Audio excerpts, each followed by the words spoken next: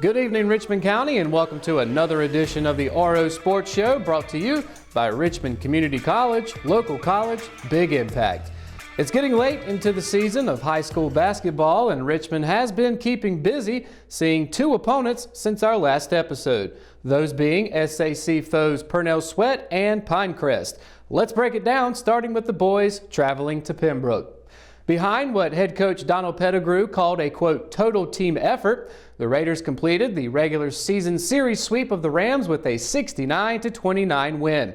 Behind a running clock in the final 7 minutes of the game, Pettigrew earned his first win in 3 tries on the road at Purnell Sweat. Richmond shot the ball well from all over the floor, racking up 10 three-pointers from 5 different players.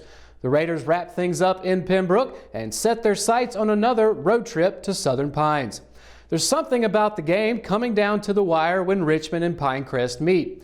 The Raiders and Patriots met for the second time this season on Tuesday in front of a playoff-like atmosphere.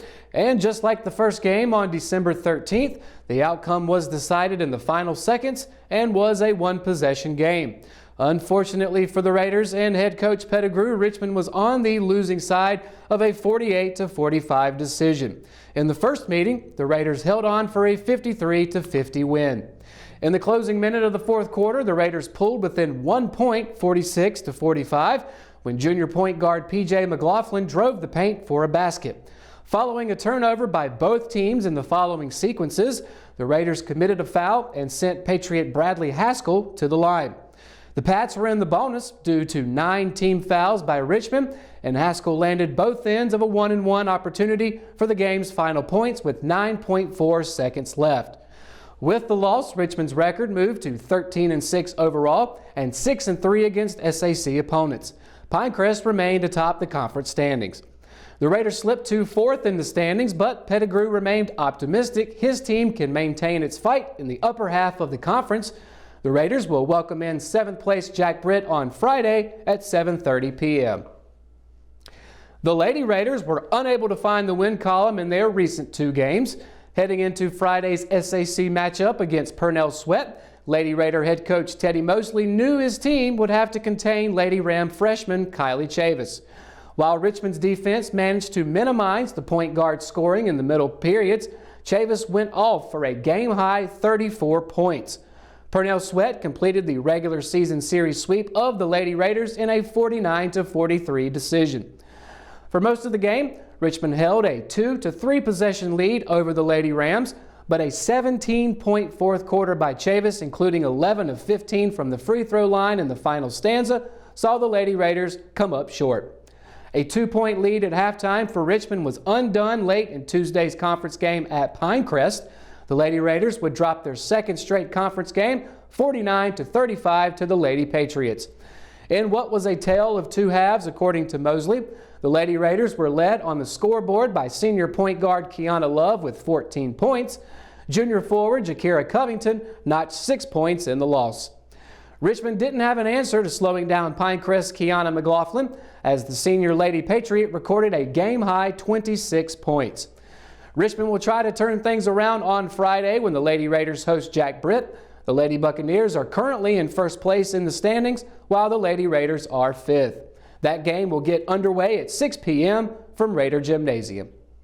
Up next is your middle school sports report, the official Richmond County Athletes of the Week, and a Richmond head coach has announced his journey is coming to an end. But first, a word from Richmond Community College. Engineering influences every aspect of our lives, from the cars we drive to the computers we use.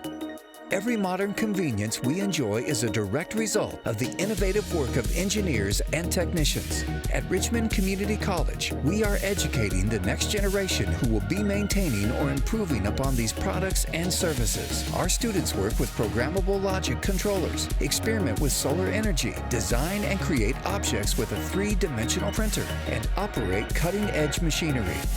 Students can choose from a number of programs such as mechatronics, welding, mechanical electrical engineering, electronics engineering, electric utility substation and relay technology, and industrial systems. Programs that equip our students with skills for 21st century jobs. Innovative and progressive, Richmond Community College is committed to building a brighter future for its students and the communities it serves in Richmond and Scotland counties. Visit our website today. The name Earl Nicholson has been synonymous with the Richmond wrestling program for the better part of the last 2.5 decades. But now that name will become a part of Raider wrestling history and tantamount with the program's success. After recognizing this year's 3 senior wrestlers during Wednesday's conference match, Richmond Athletic Director Rob Ransom had one more person to spotlight. Already standing at the center of the mat with his son, senior Joey Nicholson, Earl Nicholson announced he would be stepping down from the program's head coaching position following the conclusion of the 2019-2020 season. He was also joined by his wife, Rashida Nicholson, in front of the home crowd. To commemorate his career, Richmond head principal Jim Butler presented Coach Nicholson with a plaque to recognize his efforts on and off the mat. Affectionately known around the county and the wrestling room as Coach Nick, Nicholson is a 26-year coaching veteran. He spent 24 years as a head coach and has single-handedly built the Raider wrestling program into what it is today. The Raiders have won 2 regular season co-conference championships under Nicholson, while producing several individual conference champions. The most recent was Austin Gallup's last season in the 152-pound weight class. Gallup's, Nicholson, and Camden Pressler were escorted by family members and recognized at center mat for their respective 4 years with the Raider wrestling program by Athletic Director Rob Ransom. Richmond hosted SAC opponents Jack Britt, Scotland, and 71st in its final home match of the season. The Raiders battled the Buccaneers and Falcons, but would come up on the losing end of both matches. Richmond lost to 71st 45-28 before ending the night with a 57-21 loss to Jack Britt. And now for your middle school sports report. Monday's SEM-SAC game between the Hamlet and Cordova boys basketball teams came down to the wire. But it would be the host Cavaliers that squeaked out with the win, defeating their in-county foe 53-51. The Cavs improved to 5-2 on the year and will now prepare for East Hoke on Thursday. Hamlet will welcome in Ellerby the same day with both games set for a 5 p.m. start. On the girls' side, the visiting Hamlet Lady Red Rams took care of business against the Lady Cavs 62-22. Hamlet improved to 6-2 on the year, while Cordova remained winless. The Lady Red Rams will close the regular season on Thursday at home against Ellerby, while Cordova will host East Hoke. Both games are set for 4 p.m. For the first time this season, the Rockingham girls basketball team struggled when it hosted Sandy Grove on Monday. The conference win, however, kept the Lady Rockets perfect on the season at 8-0. Head coach Teresa Mason and company will close out the regular season on Thursday at home against Spring Hill. If the Lady Rockets were to earn the victory, they would finish their 2nd consecutive season with a perfect regular season record. Tip-off for that game is set for 4 p.m. in Rockingham. Picking up another big win in conference play on Monday was the Rockingham boys basketball team. Like the Lady Rockets game before them, the Rockets made adjustments and used a second-half push to bounce Sandy Grove 57-35. Now 7-1 overall on the season, Rockingham will close the regular season at home against Spring Hill on Thursday. Tip-off for that game is set for 5 p.m. Senior swimmer Ariel Spooner has been named the RO Sports official Richmond County Female Athlete of the Week, presented by Moss Brothers Tires and Service. The Richmond swimming team saw their 2019-2020 season come to a close in Saturday's SAC Championship at St. Andrews University. Although the Lady Raiders would finish near the bottom of the standings, it was a big day for Spooner, who closed her 3-year swimming career. This is Spooner's first career selection. So Ariel, you and the swimming team, you guys just kind of wrapped up your season with the conference tournament over the weekend, but it was a big day in the pool for you, so that's kind of where I want to start. You had a time of 139.10, which was the fastest 100-yard backstroke of your career, your personal record. So just kind of walk us through, those couple of laps in the pool and what worked well for you in that particular race. I think what helped a lot was my friend Thomas Barbie had taught me a little bit of technique. We had stayed after practice one day, and that really helped a lot. So I wasn't as tired going into it. I think in just practicing hard the week before really helped and got me more in shape for it. Yeah, and so there are some other events that you participated in ahead of time. So how is that strategy? Because obviously there's some strategy involved in there. So how do you kind of keep yourself amped up and full of energy? Well, I love food a lot, so I eat a lot beforehand, so I have a lot of energy. I was really worried about the backstroke because normally I at least have the boys event in between the 200 relay and the backstroke. That's right. But this time I didn't because it was just the girls going all at once. And thankfully they had a bit of a break where they did another awards ceremony. So I had like a couple minutes, like 10 minutes to kind of get my wind back and make sure I could feel my legs again. That's right, yeah.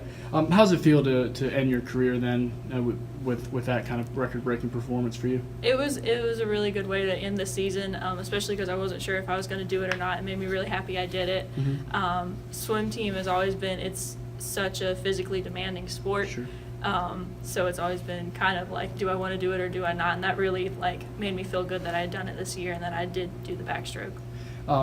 Mentioning that you've been out here a couple of years now, 3 years with the swim team, just what are some things that you've taken away from this sport that have helped you in other areas of your life?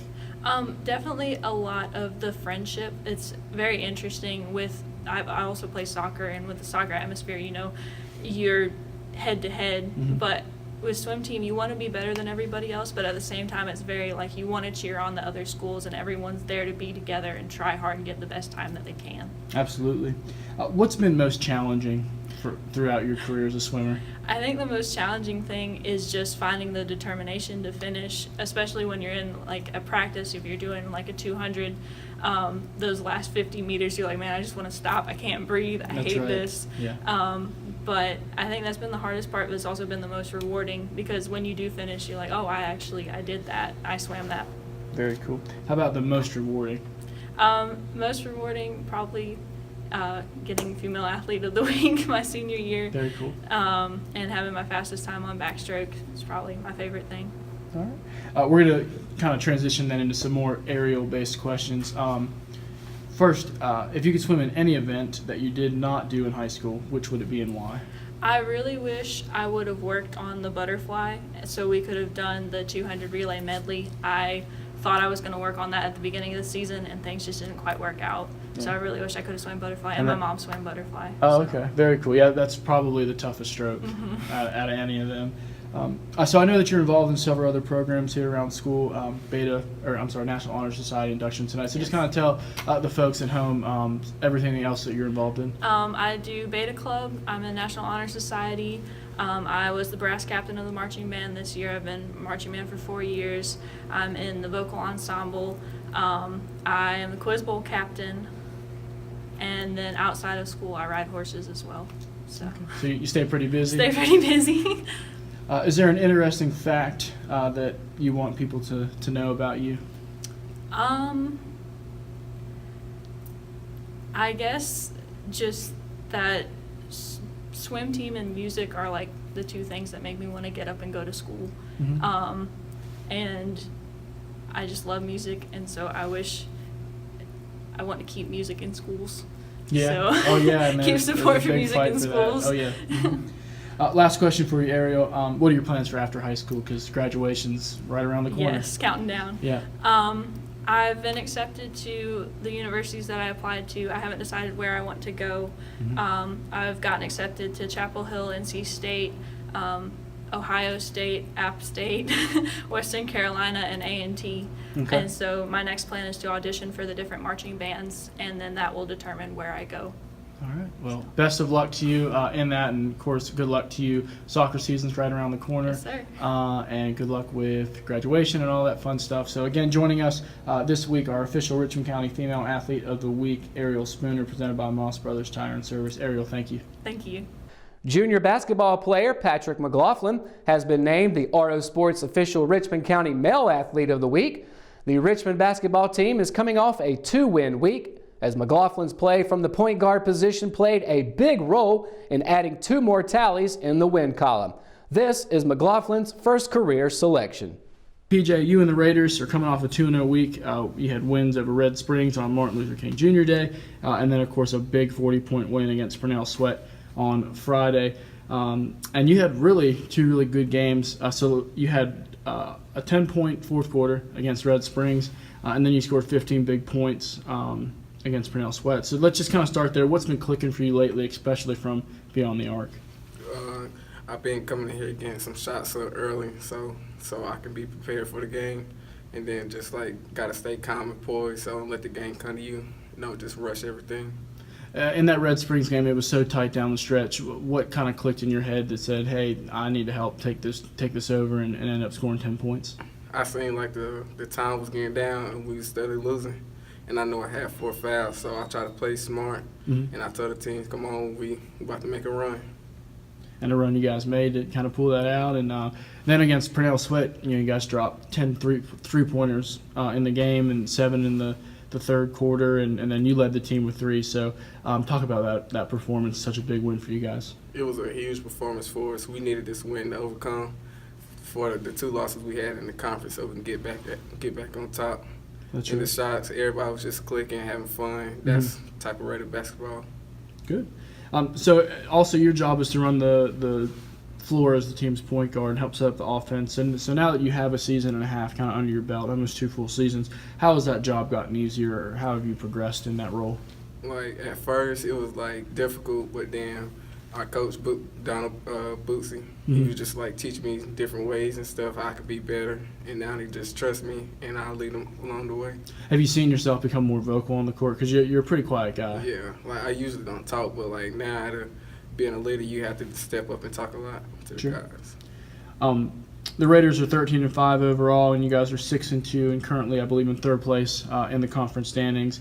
And you've got a big road game Tuesday night at Pinecrest. So what's the vibe of the team right now, looking for that sweep against the Patriots? We got to stay focused and come with energy because we know they're going to bring it too. So we just got to out-top them.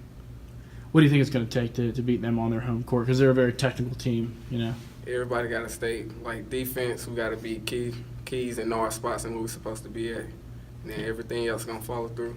Very cool. So now, PJ, we're going to switch over to just a couple of questions about yourself. When you guys were introduced during the starting lineups, everybody's kind of got their own handshake. So kind of explain how yours came to be and what that means to you. Last year, Alex quit. We had a little handshake the whole team did and stuff. So I just want to keep that tradition for the brothers. Okay.